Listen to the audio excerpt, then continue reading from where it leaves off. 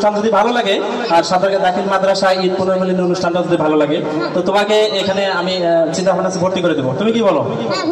আচ্ছা, ভর্তি হবে তো? মাশাআল্লাহ, ঠিক আছে। তো যাই হোক, তো তুমি বইটা পড়া শুরু করো, আমি একটু পত্রিকাটা পড়ি, কি বলো? ওকে।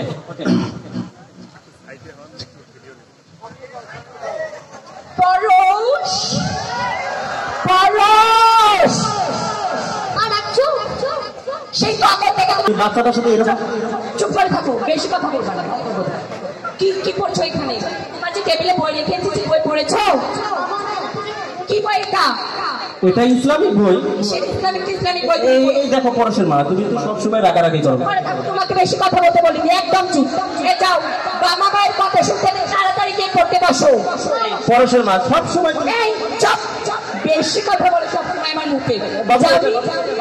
তাড়াতাড়ি গিয়ে পড়তে বসো, যাও। আচ্ছা, পড়তে বসে বসুক না কেন? তুমি সবে মাত্র মিটিং মিছিল সেরে আসলা, একটু জিরাও না। একটু তুমি এই যে আসার সাথে সাথে তুলকাম বাজে বাসার মধ্যে আসার সাথে সাথে আস্তে আস্তে শুরু হলো মিটিং মিছিল। 100 বার যাবো, তোমার কি? তোমার তাতে কি? 100 বার আমি মিটিং করবো, তোমার তাতে কি হয়েছে? আচ্ছা, আমি কি তোমাকে কখনো মিটিং মিছিল করতে বারণ করেছি? বলো তো। করতেছো, ঝগড়া করার জন্য করতেছো। আমি তোমার সাথে এখনো ছেলেটার সাথে এরকম কেন করো তুমি সবসময়? তোমার এই যে চিল্লাচিল্লির কারণে দেখা ছেলেটা শুকিয়ে গেছে। তোমাকে অত বলতে হবে না। ছেলেটাকে কি ইসলামিক বই পড়ে পড়ে একদম মাথায় তুলেছে, কি বেয়াদব হচ্ছে ছেলেটা দিনে দিনে। ইসলামিক বই পড়ে বেয়াদব হচ্ছে? তো কি কিভাবে বুঝলে তুমি ইসলামিক বই পড়ে বেয়াদব হচ্ছে আমার ছেলে? আমার কথা তো শুনছেই না, সবসময় তোমার কাছে পড়ে থাকে। আচ্ছা, তুমি একটু দয়া করে একটু তুমি মাথা ঠান্ডা করে আমার জন্য এক কাপ চা নিয়ে এসে যাও। কি চা নিয়ে এসো? জি জি। আমি বানাবো চা? তোমার মাথা ঠিক আছে? কালকে তো কাজের বুয়াকে বিদায় দিয়েছো, বিদায় দিয়ে আমি সোসাইটির মিটিং এ যেতে পারি না। আপা, আপনার মুখ এরকম কালো হয়েছে কেন? মেকআপ নেই, ফাউন্ডেশন নেই, আইশ্যাডো নেই, মুখটা কি কালো? আমি তো যেতেই পাচ্ছি না সোসাইটির মিটিং এ। সবাই কি বলছে? আচ্ছা আচ্ছা আচ্ছা আচ্ছা, পরেশের মা, আমি তোমাকে কিছু কথা বলি। আমি 7,500 টাকা চাকরি করি মাদ্রাসায়, আর তুমি এই যে ফাউন্ডেশন, তোমার বিউটি পার্লার, তোমার এই যে এত ফ্রেন্ড সার্কেল নিয়ে তোমাকে কেন চলতে হবে? তোমাকে তো সেটাই তো কাল খেয়েছে। আমার বাবার বাসা থেকে তো তোমাকে যৌতুক দিতে চেয়েছে, একটা কার গাড়ি দিতে চেয়েছে, তুমি নাও নাই। নিবা কেন? তুমি তো ভাবো আমার বাবার টাকা তো হারাম, তার জন্য তুমি নাও না। এটাই তো কাল। আমি তো তোমাকে বিয়ের আগে বলেছি যে আমি যৌতুক দিয়ে বিয়ে করবো। নিবা না? নিবা না কেন? আমি যৌতুক নিবো না, এটা বলেছি যে আমি যৌতুক নিবো না। আমার ভাই বোনরা কার গাড়িতে করে চড়ে বেড়ায়, আর তুমি একটা মাত্র আমাকে বাইকেও চালাতে পারো না। তুমি কেমন? আচ্ছা, আমি 7,500 টাকা চাকরি করি, এই 7,500 চাকরি করে কি তোমাকে বাইকে নেওয়া যায়? তুমি তো সারাদিন তোমার বন্ধুদের সাথে এই যে সন্ধ্যা পর্যন্ত তুমি তোমার বন্ধুদের সাথে চলাফেরা করো। আচ্ছা, তুমি আমাকে কথা বলতে দাও। তুমি সবসময় তো আচ্ছা, যে অন্য মানুষের সংসার করে না, এরা সংসার করে না, তার ওই আচ্ছা, আপনাদের কাছে এরকম কি বউ আছে নাকি? আমি বুঝি না। আমার 7,500 টাকা চাকরি, সে ফাউন্ডেশন নিয়ে ঘুরে ঘুরে। আচ্ছা, তোমাকে সেদিনে তো তোমার অনেক কসমেটিক কিনে দিলাম, তুমি আজকে আবার মানে আমরা একটা অনুষ্ঠান দেখতে যাবো, দেখো বাচ্চাটা পড়াশোনা করতেছে, এই সময় বাচ্চাটাকে তুমি ইয়ে করে না প্লিজ। আমাকে কি ফাউন্ডেশন কিনে দাও? পাশের ফ্ল্যাটের সাইমা ভাবি, আল্লাহ গো আল্লাহ, ওনার হাজবেন্ড লন্ডন থেকে আসার সময় কি ফাউন্ডেশন, কি মেকআপ, কি আইলাইনার, কি গহনা। তুমি কি আমাকে পেরেছো? একটা 10,000 টাকা থেকে শাড়ি কিনে দিতে পারোনি, পারবা কেন? আর এই পূর্ণমিলনী অনুষ্ঠানে যাবো, কি একটা আলখাল্লা পড়াইছে আমাকে। আমি কি হিসাব করে যেতে পারি? তুমি জানো না আমি ছোটখাটো পোশাক ছাড়া পড়তে পারি না। আর এই গরমে গেলে আমার একদম গ্লো থাকবেই না। কি রোদ, কি গরম, কি বৃষ্টি, আমার ভালোই লাগছে না এইসব। 7,500 টাকার, আর আমার বোন 10,000 টাকার জন্য 10,000 টাকা শাড়ি যাচ্ছে। যাবো না কেন? সবাই তো নেয়। একটা ঈদ আসছে বছরের পর, নিবি না কেন? এটা তো নেওয়া স্বাভাবিক, নিবে না? অবশ্যই। আচ্ছা, অন্য মানুষ সংসার করে না পরশের মা, তুমি সবসময় জন্য আমার এই সংসার বিষয়গুলো লেগে থাকো তুমি। কিন্তু আমাকে খোটা দিচ্ছ। আচ্ছা, আমি তোমাকে কবে খোটা দিলাম বলো? যাও, তুমি চা নিয়ে আসো তো, যাও, আমি চা খাবো। যাও, নিজেকে চা রান্না করো, আমার জন্য 1 কাপ চা এনে দাও। গলা শুকিয়ে গেছে তোমার সঙ্গে ঝগড়া করতে করতে। নিজে তো পারি না একটা চা বানাতে। কাজী তোকে বিদায় দিয়েছে, আমার কাছে ভরসা রেখেছে।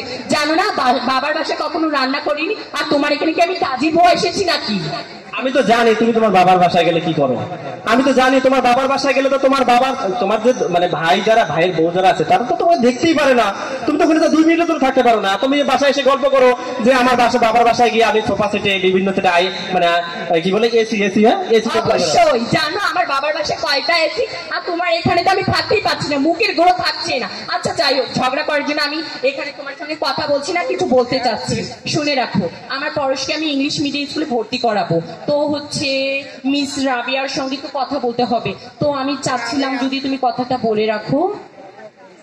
আমার ছেলে ইংলিশ মিডিয়ামে ভর্তি করব নাকি মাদ্রাসায় ভর্তি করব নাকি ইন্টারন্যাশনাল স্কুলে ভর্তি করবো সেটা আমার ছেলে সিদ্ধান্ত নেবে। এই এটা কিন্তু কথা ছিল না, তুমি কি বলেছো আমার, তুমি বলনি রাবেয়ার এখানে কথা বলে আসতে, তুমি আমার ছেলেকে ইংলিশ মিডিয়ামে ভর্তি করতে, এই তুমি আবার এখানে কেন যাও? এই তুমি থাকো এখানে, যাও নাই এই এখনো? এই পরশ তুমি কোথায় ভর্তি হবে বলো তো? আমি দাখিল মাদ্রাসায় পড়ি। দেখছো আমার ছেলে দাখিল মাদ্রাসায় ভর্তি হবে। দেখেছো ছেলের কথা, ছেলেকে কি তুমি দাবি অবশ্যই। করছো নাকি? বাপকে বেটা।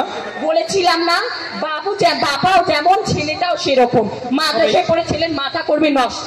ইংলিশ মিডিয়াম স্কুলে ভর্তি করাতাম, ওখানে কত সোসাইটির মিটিং থাকে, কত কি থাকে, ওইখানে আমার ছেলেটা কত সুন্দর থাকতো, কত টাকা বেতন পেতো জানো?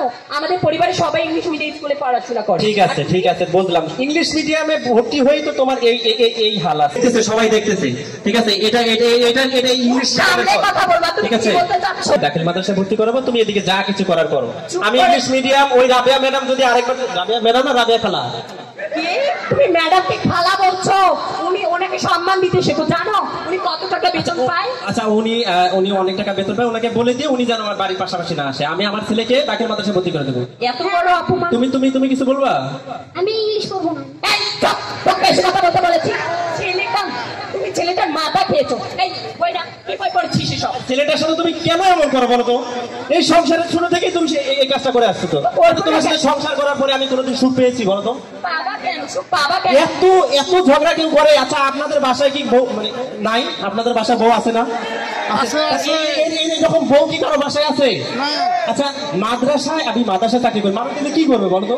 আচ্ছা তুমি আমাকে রাক্ষসী বলছো নাকি? এই তোমাকে আমি কয়দিন কি করেছি, তুমি আমাকে রাক্ষসী বলছো?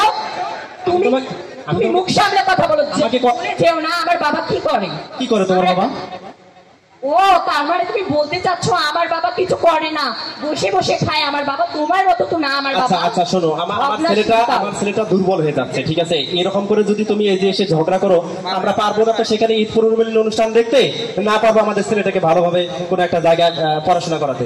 ঠিক আছে, এই দেখো ছেলেটা দেখো আস্তে আস্তে শুকিয়ে যাচ্ছে। হ্যাঁ আর বাবা তুমি শুকিয়ে যাচ্ছ নাকি? হ্যাঁ এই আলিসুল ভাই, দেখেছো কেমন মুখে মুখে তর্ক ছেলে? এ তো বলবেই, ও তো এই ফাহিম ফাহিম আমার ছেলে ফাহিম, এই পরশ, পরশ, এই যে পরশ,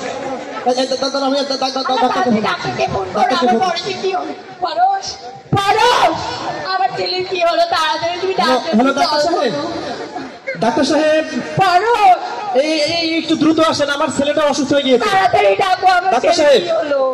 পরশ, চোখ হলো পরশ, কি হলো? চোখ হলো পরশ, তাড়াতাড়ি তুমি চোখ হলো বাবা, আমার চোখের মারি। তুমি আমার ছেলেকে কি করো? আমার ছেলে কি হলো? ডাক্তারকে জলদি ডাক্তার সাহেব, একটু প্লিজ এই যে আমার ছেলেটাকে একটু দেখেন, প্লিজ আমার ছেলেটাকে একটু দেখেন। ডাক্তার কাকা আমার ছেলে কি হলো দেখেন। কি হয়েছে ওর? এই যে ওর কিছুক্ষণ আগে ওর মা আমি এখানে বসিয়েছিলাম। হ্যাঁ ডাক্তার সাহেব বাবা, বসিয়েছিলাম। তাড়াতাড়ি ওর- ওর তো মানসিক সমস্যা অনেক। তো মানসিক সমস্যা তো হবেই, এইরকম মা যদি এই, ঘরে ঘরে থাকে। চুপ করে থাকো ডাক্তার। পরশের মা আপনি চুপ করে। কোনো কিছু তো বলা যাবে না, এই মহিলাকে কিচ্ছু বলা যাবে না, আপনি কিছু বলতে